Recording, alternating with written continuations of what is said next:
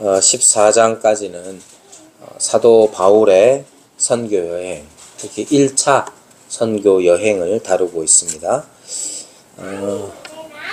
지금은 이제 루가오니아 지역의 루스드라 성에서의 사역을 보여주고 있는데, 이곳까지 오는 과정을 보면 그렇습니다. 이제 여러분들이 제가 자주 말하겠지만 안디옥에서 파송을 받아서 두 사람이 파송을 받아서 출발할 때에 안디옥에서 밑으로 내려오면 실루기아라는 항이 있고, 거기에서 배를 타고 구브로로 갑니다.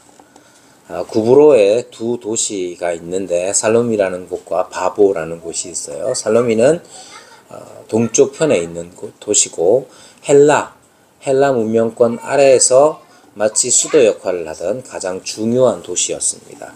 그리고 거기에서 회당을 중심으로 사역을 하다가 구브로 섬의 서쪽에 있는 바보라는 곳에 도착을 해서, 거기에서는 이 바보라는 도시는 총독이 있는 곳, 따라서 로마 제국 아래에서 중심 역할을 하던 도시였습니다.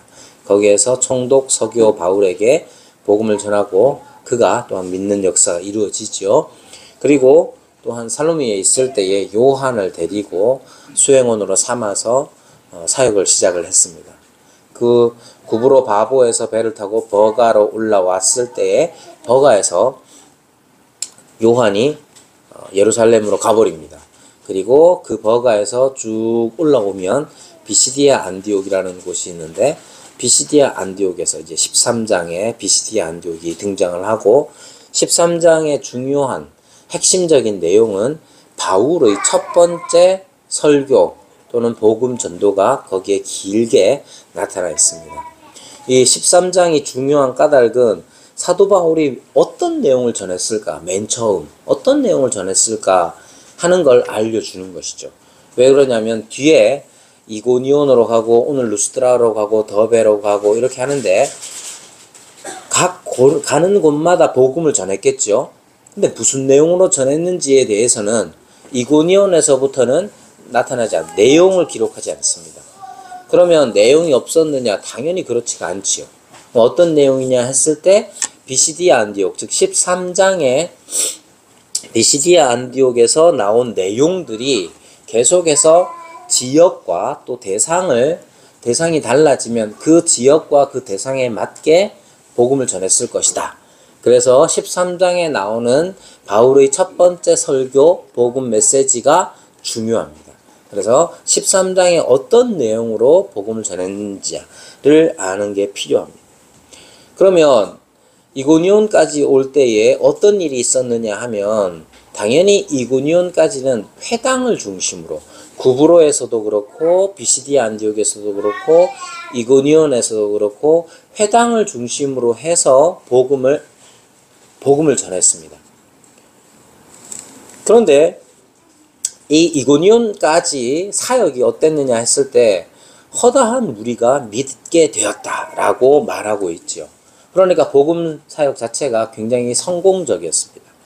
그러나 이렇게 계속해서 성공만 있었던 건 아니고, 구브로에서는 큰 핍박이 없었어요. 대적하는 바예수, 유대 거짓 선지자, 마술사, 엘루마라고 일컬어지는 이 바예수가 사도 바울 일행을 대적했지만 그를 하나님의 심판을 드러내심으로, 눈이 보이지 않도록 하심으로써 서기오 바울을 믿게 하죠. 근데 비시디아 안디옥에서는 어떻게 하느냐면, 비시디아 안디옥이 굉장히 큰 도시이고, 비시디아 안디옥에서 유대인 공동체가 세력화되어 있었기 때문에 경건한 귀부인들과 거기에 세력을 잡은 사람들, 수아가 약속을 일주일 내내 했는데, 자,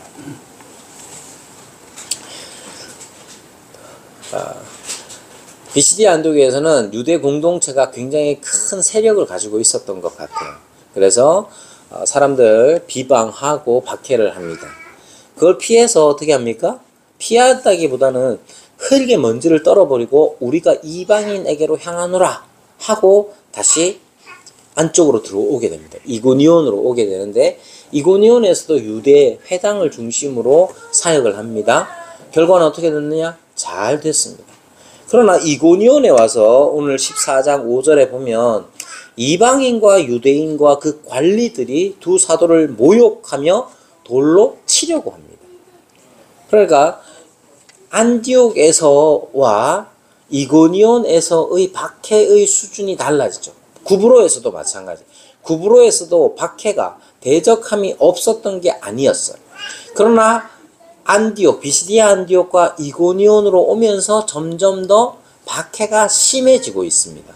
돌로 치려고 하는 것이죠. 그때 어떻게 했느냐 하면 6절에 보면 그들이 바울과 바나바 사도의 일행이 그것을 알고 어떻게 합니까? 도망했다고 말합니다. 그래서 어디로 가느냐? 자, 이제 돌로 치려고 하니까 어디든 도망을 가잖아요. 도망을 갈 때 그럼 어디로 가면 좋겠습니까? 어디로 가면 좋겠습니까? 박해하는 사람이 누구냐면 지금 유대인들이에요. 유대인들이 회당을 중심으로 했던 그 유대인들이 당연히 그 회당 안에서 많은 유대인들이 믿기도 했지만 반대로 믿지 않고 박해를 시작한 사람들이 있었단 말입니다. 참고로 구브로에서 사도 바울 일행을 대적했던 사람도 누구냐? 유대인 거짓 선지자 바 예수. 여기에 바는 아들이라는 뜻이에요. 바 예수 그러면 예수의 아들이라는 뜻입니다. 자, 어쨌든 이 유대인들이 점점 더 심하게 박해를 가하고 있었던 거예요. 자, 여러분, 유대인들이 계속 박해를 해서 돌로 치려고 죽이려고 합니다. 그럼 어떻게 해야 되겠어요? 도망을 가죠. 어디로 가겠습니까? 그래서 간 곳이 루스드라인데 공교롭게도 루스드라의 지역적 특징이 있는데 뭐냐면 회당에 대한 언급이 없어요.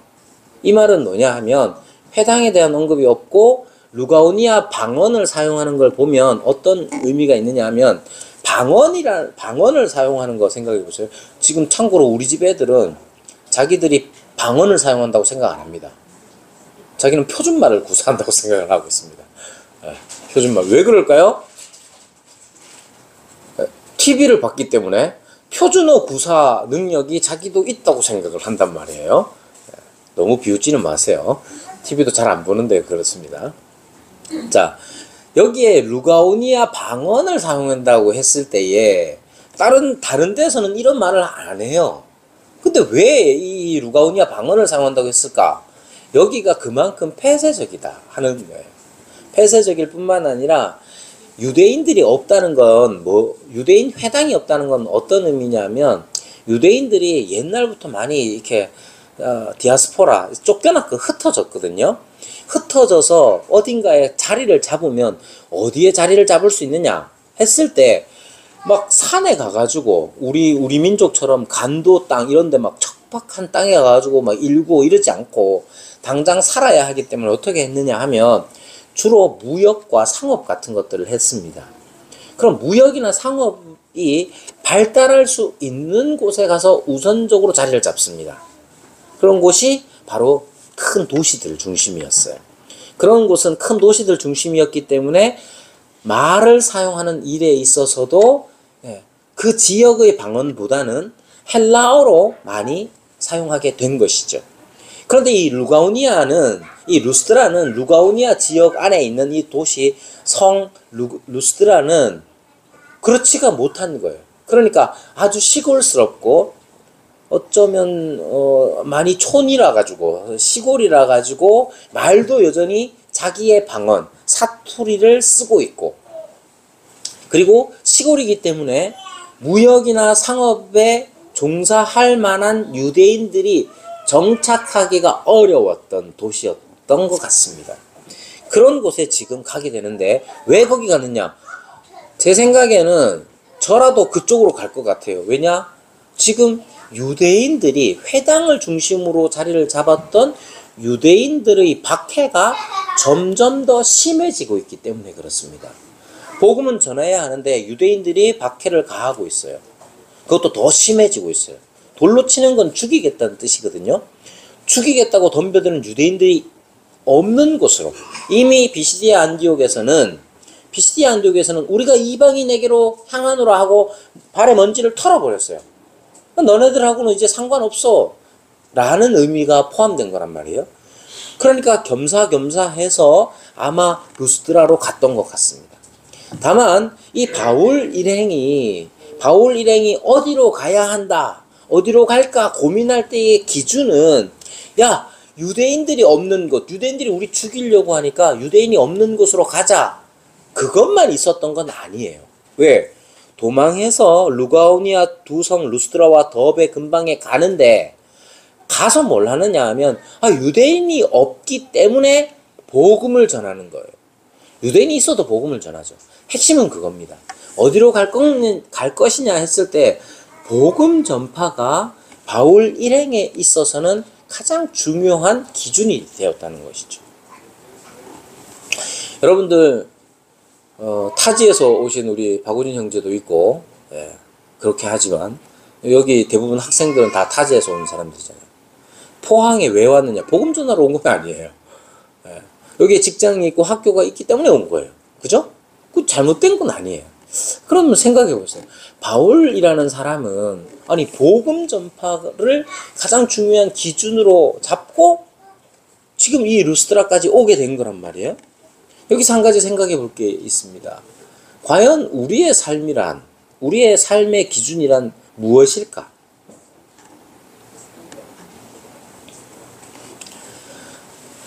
박해를 받으면서도 복음 전파를 기준으로 삼아서 자기의 갈 길을 정하는 이 일이 사실 대부분의 목사인 저를 포함해서 모든 그리스도인들의 삶의 기준은 아니에요. 또는 기준이 되어야 한다고 말하기도 저는 조심스럽습니다. 다만 이런 건 있어요. 바울은 두 가지가 분명했습니다. 첫 번째는 무엇보다도 복음에 대한 감격이 있었던 것은 사실이에요. 그죠? 얼마나 좋았을까? 복음이 얼마나 좋았을까? 자기 목숨을 다 버릴 수 있을 만큼 복음이 좋았습니다. 두 번째는 사명이 있었어요. 사명. 그러니까 모든 복음을 받아들이고 복음을 믿는 신자들이 다 바울처럼 살 수 있느냐? 그렇지가 않아요. 여러분들에게 짐을 지울 마음이 없습니다. 여러분들이 다 바울처럼 세계 선교를 향해서 다 나가야 한다? 저는 그렇게 생각하지 않습니다. 왜냐? 베드로도 예루살렘을 중심으로 해서, 물론 나중에 로마까지 갔다고 하지만 베드로도 예루살렘을 중심으로 해서 사역을 했고, 예수님의 동생 야고보도 예루살렘에서 자기의 사역들을 해나갔어요. 부르심을 따라서 하는 겁니다. 바울은 하나님께서 주신 사명이 있었기 때문에. 그럼 여러분, 사명이란 어떻게 확인하느냐 했을 때, 바울이 선교사로 나오기까지의 과정을 생각해 보십시오. 두 가지가 있습니다. 첫 번째, 예수님께서 직접 그를 부르신 내적 소명이라는 게 있고, 두 번째, 교회가 그를 파송하는 외적 소명이라는 게 있어요. 내가 하나님께서 나를 부르셨다고 여길 때에 내가 하나님의 부르심을 받았다. 어떻게? 복음을 전하는 삶. 그것도 해외로, 아니면 아주 험지로 가서 복음을 전해야 한다 하는 그 모든 필요들은 두 가지가 필요합니다. 첫 번째는 하나님께서 나를 부르셨다는 내적인 소명이 분명해야 됩니다. 하나님께서 내게 은혜를 베푸셨을 뿐만 아니라 저 험지에 있는 사람들에게 복음을 전하고 싶은 혹은 마음을 주시고 은사를 주셔야 하는 거예요. 바울은 안디옥에서 파송되기 전까지 최소 1년 이상 그들을 가르쳤습니다. 그 가르침에 열매가 얼마나 맺어졌느냐? 13장 1절에 나오는 내용이 뭐냐? 안디옥에 선지자들과 교사들이 있었다라고 말해요. 그럼 선지자들과 교사들이 뭐라는 사람이냐? 하나님의 뜻을 깨달아 교인들에게, 신자들에게 그것을 가르치는 사람입니다. 선지자들과 교사들은. 어떻게 해서 그런 일이 있었겠어요? 바울 사역의 열매라. 바나바와 바울 사역의 열매로 안디옥 교회에는 선지자들과 교사들이 세워지고 만들어진 것이죠. 그렇게 선교사로 나갈 때에 이렇게 내적인 소명과 더불어 그에 합당한 은사가 주어지고 은사의 열매들이 확인되어야 합니다. 그리고 나서 외적으로 이 사람이 공인되어야 합니다. 교회 안에서, 안디옥 교회에 성령께서 말씀을 하시죠. 두 사람을 따로 세우라 했을 때 기꺼이 순종할 만큼 그들이 확인되었기 때문에 그런 거예요. 자, 보통 이러면 이제 선교사 나갈 사람이 없으니까 선교단체에서는 이렇게 말 안 합니다만은, 선교단체에서는 이렇게 말 안 하죠. 일단 나가라! 라고 하는데, 그건 성경적이지 않아요. 성경적이지 않습니다.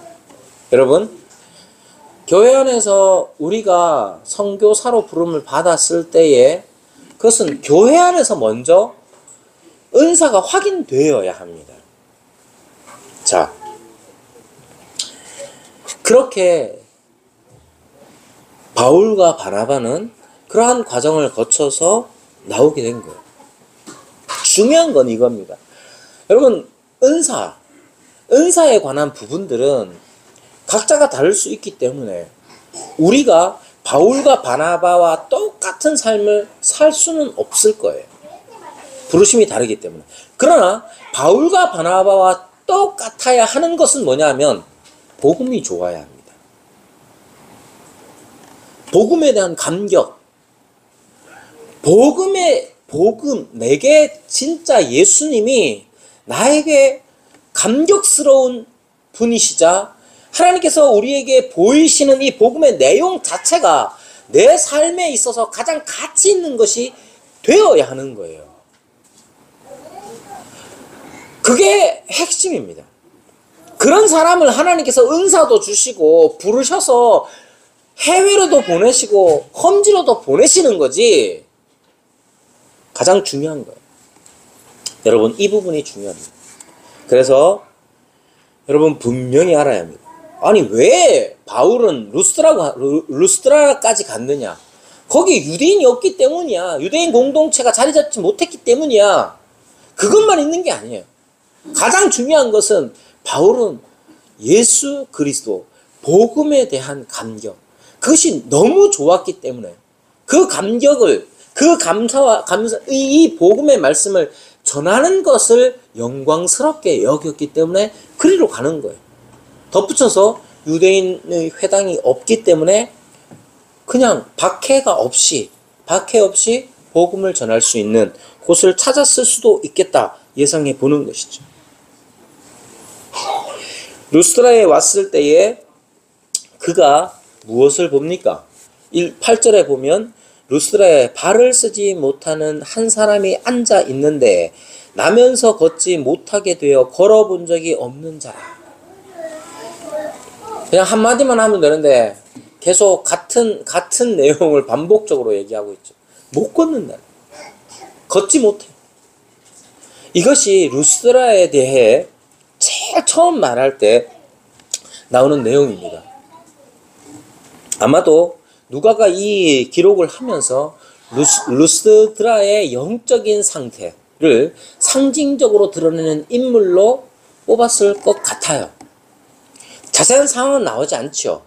루스드라의 형편이나 루스드라 성이 어떻다 자세히 나오진 않지만 루스드라에 대해서 제일 처음 나오는 게 뭐냐 하면 발을 쓰지 못하는, 걷지 못하는 한 사람이 있었다는 거예요. 발이 있지만 그걸 사용하지 못하는 거예요. 사람으로 존재하지만 사람이지만 사람답지 못한 사람, 그런 사람들이 있죠. 우리가 복음을 받은 사람들이 가지고 있는 내용은 뭐냐? 사람답지 않다는 건 그 사람이 나쁜 짓을 많이 한다, 혹은 그 사람이 못 산다, 그런 의미가 아니에요. 우리 복음을 받아들이고 복음을 믿는 신자들에게 있어서 사람답지 못하다는 것은 항상 하나님과의 관계에 있어서입니다. 하나님과의 관계에 있어서 사람답지 못하다는 게 뭐예요? 돈이 없다거나 아니면 그 사람이 장애가 있다거나 그 사람이 외국인이가 그런 게 아니잖아요.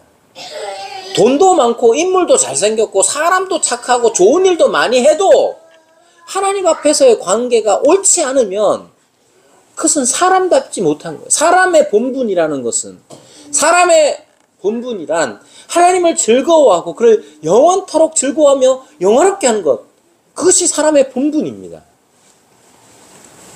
루스드라는 어떤 곳입니까? 루스드라는 자기 나름대로 잘 살아가고 있는 동네이지만 영적으로 볼 때에 발을 가지고 있지만 걷지 못하는 사람과 같은 그런 형편이었던 것이죠. 여러분, 그러면 이 발을 쓰지 못하는 이 사람에게 필요한 건 뭐겠습니까? 발을 쓰지 못하는 이 사람에게 필요한 게 뭐냐 했을 때 당연히 걷는 거라고 생각하지만 그 걷는다라는 의미, 참된 상징적인 의미가 무엇이냐면 누구를 향하여 누구와 함께 걷는 게 중요한 거예요. 하나님을 향하여 하나님과 함께 걷는 것, 그것이 참된 회복이요 이 사람에게 필요한 것이자 루스드라 성에 필요한 겁니다. 지금도 이 세상에 많은 사람들이 발을 가지고 걷고 있어요. 특히 우리 교회가 있는 이 동네는 걷는 사람 엄청 많아요. 여기에 걷는 사람, 자전거 타고 다니는 사람 엄청 많아요. 뭘 향해서 걷습니까? 자기의 건강을 위해서, 자기의 안녕을 위해서 걷습니다. 그건 나쁘다고 할 수는 없지만 영적인 의미에서 이 사람들이 과연 어디를 향하여 걷고 있느냐 생각했을 때 우리 마음에 불편함이 없다면, 우리 마음에 안타까움이 없다면 참된 복음을 가진 자라고 할 수가 있겠습니까?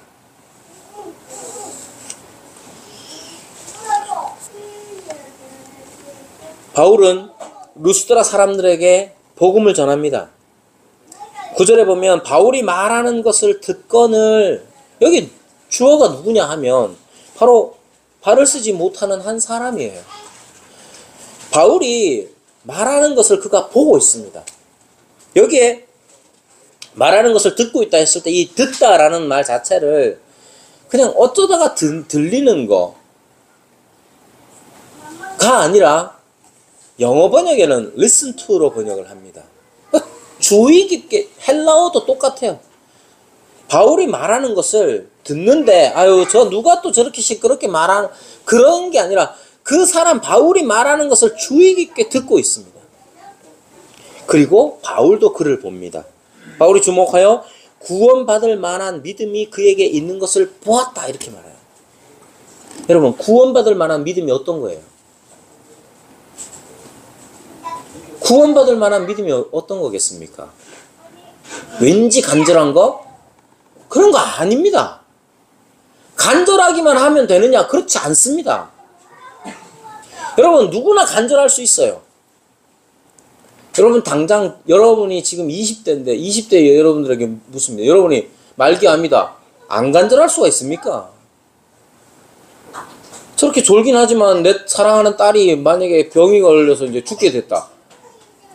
안 간절할 수가 없어요.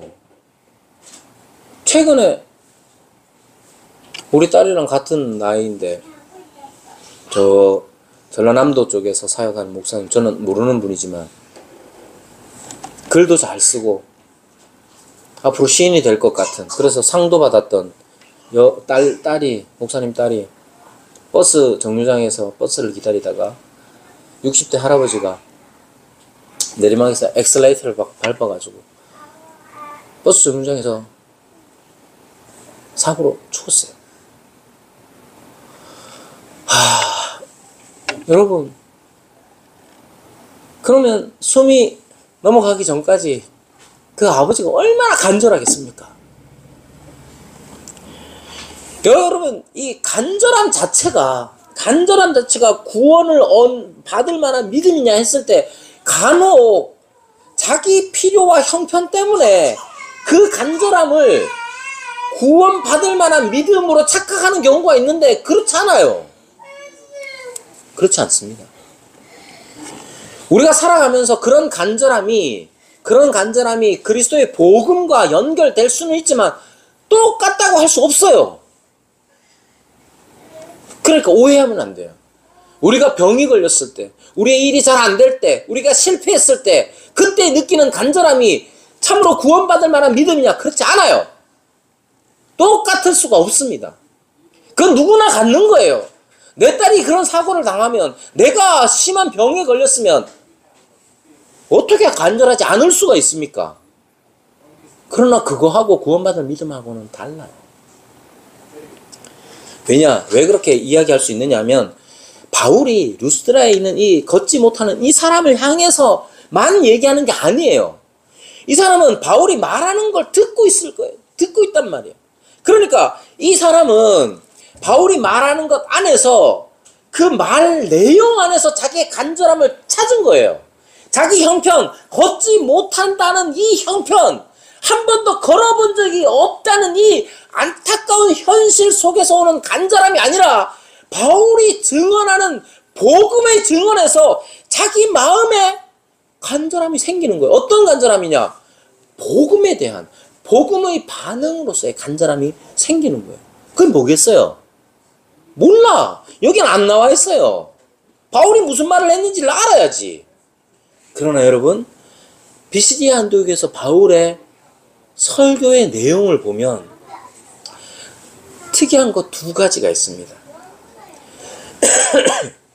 한번 넘겨서 보세요.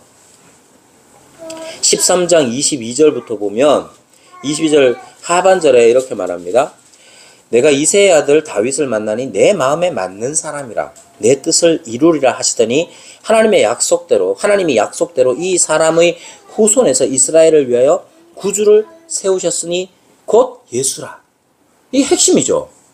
그리고 38절부터 보시면 그러므로 형제들아 너희가 알 것은 이 사람을 힘입어 죄사함을 너희에게 전하는 이것이며 또 모세의 율법으로 너희가 의롭다 하심을 얻지 못하던 모든 일에도 이 사람을 힘입어 믿는 자마다 의롭다 하심을 얻는 이것이라. 자, 왜 그러냐면 두 번째 비시디아 안디옥에서 바울의 설교의 특징이 있는데 그게 뭐냐 하면 여기에 이 사람을 힘입어 죄사함을 너에게 전하는 이것이며 너희가 의롭다 하심을 이 사람을 통해서 얻는다라고 말해요. 왜 이게 중요하냐면 이전에 나오는 설교들은 대부분 베드로의 설교들입니다. 베드로의 설교의 특징이 뭐냐 하면 죄사함에 관한 내용은 있어요.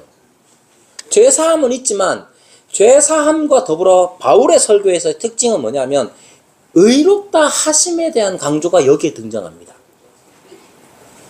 의롭다 하심에 관한 강조가 설교의 내용이 바울에게서 등장을 하는 겁니다.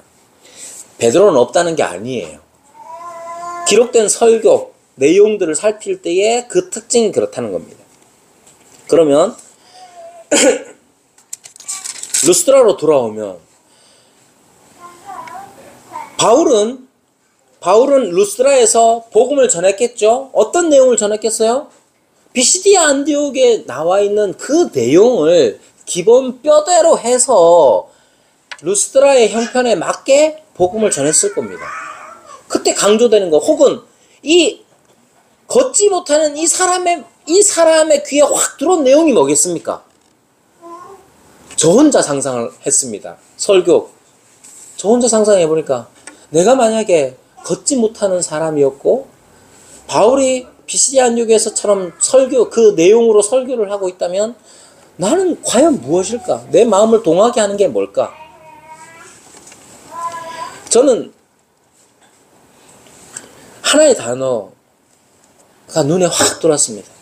마음이라는 거예요. 어떤 마음? 누구의 마음? 하나님의 마음. 하나님의 마음에 맞는 사람을 통하여서 하나님의 뜻을 이루겠다는 거예요. 왜 마음이겠습니까? 이 사람은 마음밖에 없잖아요. 고대 로마, 그리스 로마의 신들의 특징, 그들의 신관의 특징, 그들의 종교 생활의 특징은 뭐냐면 대단히 현실적이었습니다. 그 사람들이 신탁을 할 때에도 전쟁을 이길 수 있느냐 없느냐부터 시작해가지고 대단히 현실적인 문제들을 가지고 했단 말이에요.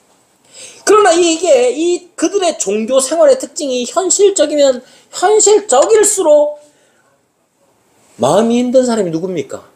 그 현실을 못 따라가는 사람, 걷지 못하는 사람에게 그들의 종교는, 그들의 수많은 신들은 과연 어떤 위로를 줬으며 어떤 마음의 평안을 줬겠어요?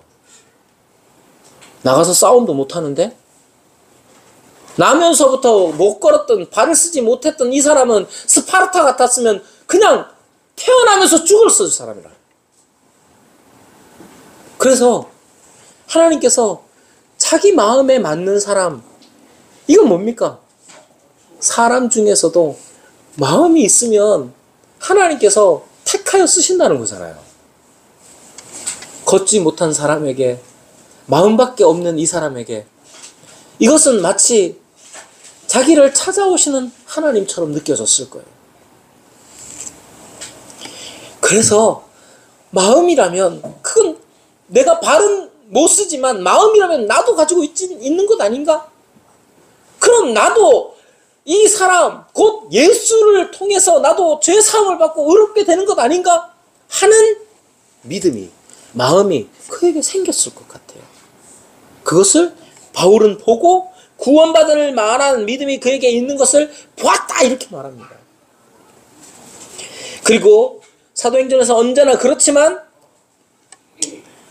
네 발로 바로 일어서라, 이렇게 말합니다. 이건 그냥 기적을 베풀었다, 그 사람을 걷게 했다는 차원이 아니라 그 사람의 영적인 의미에서의 루스드라의 형편이 못 걷는 사람과 같았던 것처럼 이제 걷는 건 이 사람이 참으로 구원을 얻었다는 구원의 행위적, 상징적 표현인 겁니다. 그 일들을 지금 그가 행한 것이죠. 여러분, 복음이 좋습니까? 복음은 이래서 좋은 거예요. 복음은 우리를 만족해 합니다. 내가 목숨을 내놓고 복음을 전할 수 있는 것, 사도 바울처럼 복음을 전할 수 있는 것, 사도 바울이 이 평안과 이 희열을 그가 맛봤기 때문이에요. 복음은 모든 사람에게, 심지어 걷지도 못하는 사람에게 희열을 줍니다. 걷지도 못하는 사람을 사람답게 만들어줍니다. 왜? 하나님께서는 그 발을 쓰시는 게 아니라 그 마음을 쓰시니까. 하나님께서 찾으시는 사람이 누구냐? 육신이 건강하고 돈이 많고 좋은 일을 많이 하고 윤리적으로 사는 사람이냐? 그보다 하나님의 마음에 맞는 사람, 그를 주께서는 이스라엘의 구원자로 삼으시고 그 약속대로 예수를 세우셔서 어떻게 하십니까? 모든 사람에게 죄사함을 얻게 하는, 회개를 주시고 의롭다 하심을 이 사람을 힘입어 주시는 거잖아요. 여러분, 우리에게 있는 복음도 그런 겁니다. 여러분, 우리를 답답하게 하는 것들 여러 가지가 있겠죠. 그런 답답하게 하는 여러 가지 현실들 속에서 참으로 우리를 가로막고 있는 영적인 실체를 보는 일, 그게 필요한 거예요. 그리고 그 하나님을 향한 가로막힌 담을 예수 그리스도께서 허물시고 하나님과 함께 걷는 자로 만들어주셨다는 사실을 받아들이는 사람, 그래서 하나님과 함께 걸으면서 기뻐하는 사람, 그게 바로 복음이 주는 자유요, 기쁨이요, 만족인 거예요. 우리에게 이러한 복음이 없다면 우리가 어떻게 복음을 전할 수가 있겠습니까? 그래서 우리는 자꾸만 교회 오라는 소리밖에 못해요. 나는 그거라도 해야 된다고 생각하지만 우리가 간절히 바라야 하는 것, 우리가 교회로서 모여서 간절히 바라야 하는 것은 이 기쁨이 여전히 우리에게 참 기쁨이 되고 참된 만족으로서 이 생활 가운데 드러나야 하는 거예요.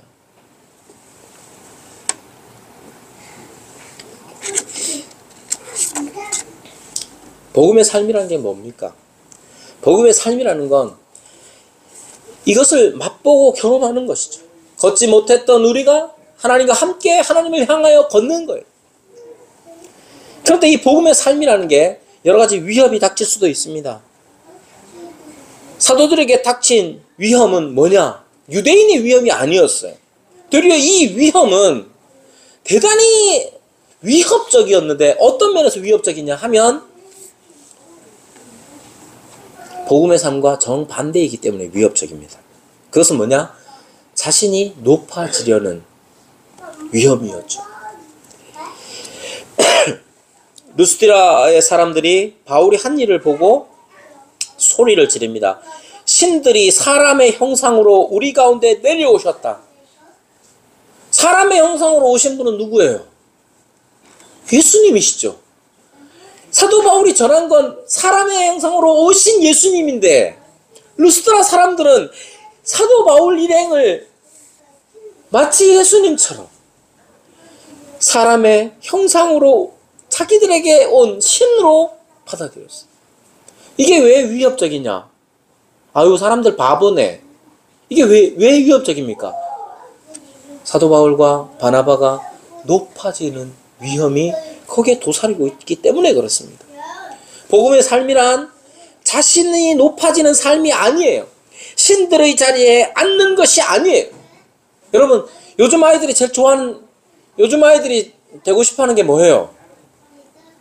요즘 아이들 뭐 되고 싶으냐? 연예인 되고 싶어 합니다. 왜 연예인이 되고 싶어 하느냐? 맨날 연예인밖에 안 보기 때문에 그래요. 맨날 보는 게 연예인밖에 없어서 그래요. 요즘은 좀 바뀌었습니다. 요즘 뭐 되고 싶습니까? 그러면 유튜버. 유튜버의 다른 말은 인플루언서예요. 인플루언서. 영향력을 주는 사람. 그래서 자기가 뭐 입으면 사람들이 따라 입고, 자기가 뭐 이렇게 춤추면 사람들이 따라 하고. 이렇게 추는 사람 없나? 여러분, 사람은 본능적으로 자기를 높이려 합니다. 그런데 복음의 삶이란 건 내게 그리스도의 복음이 너무 귀해서, 내게 그리스도의 복음이 너무 귀해서 내가 높아지는 게 너무 어색해지는 거예요. 지금 사도 바울은 그 복음의 삶을 살고 있는 거예요. 세상 사람들은 다양한 방식으로 높아지려고 합니다. 복음의 삶이란 그렇게 다양한 방식으로 높아지려는 그 삶에서 하나님께로 돌아오는 거예요. 그것을 잘 말해주고 있죠. 그래서 사도 바울은 이렇게 말합니다. 여러분에게 15절 하반절에 보면 여러분에게 복음을 전하는 것은 이런 헛된 일을 버리고 천지와 바다와 그 가운데 만물을 지으시고 살아계신 하나님께로 돌아오게 하느라. 복음의 삶이란 하나님께로 돌아오는 삶이에요. 그러면 하나님께 돌아오는 삶이 뭐냐에 대해서 말할 때에 뒤에서 이렇게 말합니다. 17절에 자기를 증언하지 아니하신 것이 아니니. 그러니까 사도 바울 일행이 루스드라에 오기까지 하나님께서는 계속해서 자기를 증언하고 계셨다는 거예요. 어떻게 증언하셨느냐면 여러분에게 하늘로부터 비를 내리시며 결실기를 주시는 선한 일을 하사 음식과 기쁨으로 여러분의 마음에 만족하게 하셨다, 이렇게 얘기해요. 그러니까 하늘로부터 비를 내리고 결실기를 주시고 음식을 먹고 그 음식으로 기뻐하고 마음에 만족하고, 이게 다 뭐냐? 복음이 주는 참된 만족의 삶이라는 거예요. 이 말은 여러분 생각해 보세요. 저는 농사를 지어본 적은 없지만 지금 우리 같은 노예에 있는 목사님도 문경에서 사과 농사를 지어요. 한 번도 저 경기도 출신인데 그쪽에 가가지고 처음으로 이제 농사를 지었어요. 사과를 엄청 맛있습니다. 맛있게 잘 먹는데 기술도 많이 발전해가지고 막 대회 같은 거 상도 받고 이래요. 당도 대회 뭐 이런 거 있나 봐요. 맛있는 거 비웃을 게 아니고 맛있는 그런 거 있나 봐요. 그죠? 예. 막 상도 받고 이래요. 원래 어떻게 됐겠어요? 원래는 문자가 카톡이 안 옵니다. 보통은 이제 추석 때 되면 한 박스 얼마 이렇게 문자가 오거든요. 그럼 제가 그거 사가지고 선물도 하고 이러는데 안 와. 만나가지고 왜 안 보냈냐고 그랬더니 사과 농사가 안 됐다는, 너무 비싸가지고 못 보내드리겠더래. 왜 그럴게요? 하늘로부터 비가 제때에 안 오면 안 돼요. 그때 농사꾼이 가지고 있는 간절함이라는 어떤 거겠어요? 자기의 한계가 어느 수준인지를 아는 거예요. 자기가 온갖 기술을 다 발휘해도 하늘에서 비가 안 내리면 안 되는 거예요. 아니면 하늘에서 비가 너무 많이 내리면 안 되는 거예요. 그래서 루스드라 사람들도 본능적으로 알아요. 내가 우리게라는 존재가 한없이 높아지는 존재가 아니구나. 그래서 한없이 높으신 분이 우리에게 비를 제때 내려서 그 결실로 우리가 음식을 먹을 때 그건 참으로 내가 다 이룬 게 아니라 하나님께서 주시는 은혜이구나. 그러니까 그 은혜의 삶이라는 게 만족하는 삶이구나 라는 걸 그들은 살면서 어쩌다 한 번씩 느낀단 말이에요. 그 실체가 뭐냐를 지금 바울이 와서 전하는 거예요. 복음의 삶이란 그러한 일상에서의 작은 깨달음들의 실체를 알고 돌아와서 그 실체를 누리는 게 복음의 삶입니다. 세 번째로 복음의 삶이란 죽음으로 그 가치를 드러내기도 하는 겁니다. 사도 바울이 유대인들이 안디옥과 이고니에서 와서 무리를 충동합니다. 그럼 이게 갑자기 어느 날 갑자기 가만히 있는데 뒤에서 뒤통수를 때려서 죽이는 일이 아니잖아요. 유대인들이 안디옥, 비시디아 안디옥과 이고니온에서 왔어요. 비시디아 안디옥은 200km 가까이 떨어진 곳이란 말이에요. 거기서 왔어요. 와가지고 사람들을 충동해서 돌로 치려고 하면 어느 정도 기간이 있었겠죠. 시간도 있었고. 이고니온에서는 돌로 치려고 할 때 도망 나왔단 말이에요. 근데 이번 루스드라에서는 그 돌을 맞습니다. 왜 맞았을까요? 도망갈 수도 있잖아요. 이미 한 번 도망쳐봤는데 왜 맞았을까? 아마도 바울이 그때 당시에 돌로 맞는 게 필요했다고 생각했을 겁니다. 간혹 복음은 우리의 실패, 아니 심지어 우리의 죽음을 통해서도 복음은 그 가치를 드러내는 거예요. 아마 사도 바울의 이 돌로 맞는 이 일은 자기의 이 죽음을 통해서 복음이 얼마나 바울에게 중요하고 감격스럽고 가치 있는 일이냐를 죽음으로 드러냈을 겁니다. 왜 돌에 맞았는지 몰라요.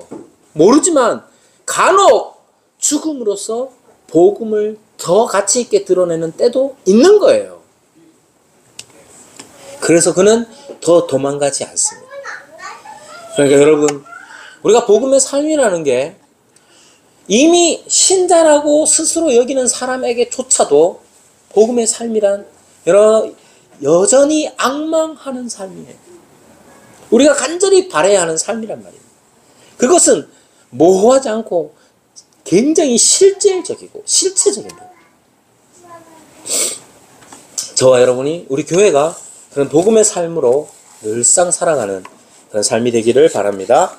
함께 말씀을 생각하시면서 기도하겠습니다.